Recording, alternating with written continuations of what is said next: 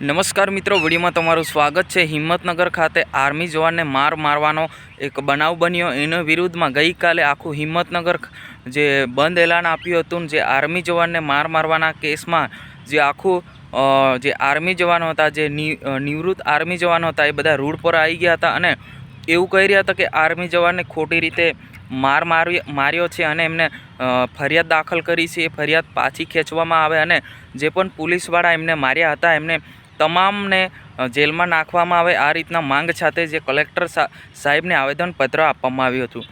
મિત્રો, આર્મી એટલે કે દરેક વ્યક્તિ રિસ્પેક્ટ કરતા હોય છે, દરેક વ્યક્તિ માન આપતા હોય છે। આપણા માટે દેશની રક્ષા કરે છે।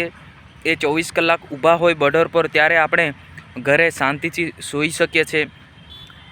આવા જવાન સાથે આવી ઘટના બની છે। આને લઈને આખા ગુજરાતની અંદર નહીં પણ આખા ભારતની અંદર જે ગુસ્સો કરી રહ્યા છે લોકો કે ખરેખર જે આ બનાવ બન્યો છે, આ બનાવ પર પગલાં લેવું જોઈએ। તે ગઈકાલે એક હબાળો મચાવ્યો હતો। હબાળાની અંદર કેટલીક પોલીસ ચોકીઓ પણ તોડી નાખી હતી અને જે આખું હિંમતનગર જે છે એ ત્યાં રેલી કરવામાં આવી હતી। રેલીની અંદર જે આર્મી જવાનને જે ખોટી રીતે મારવામાં આવ્યો છે, એ જે કાયદેસરની જે પણ પોલીસવાળા હતા એમને કાયદેસર કાર્યવાહી કરવામાં આવે અને જે ફરિયાદ થઈ છે પાછી ખેંચવામાં આવે।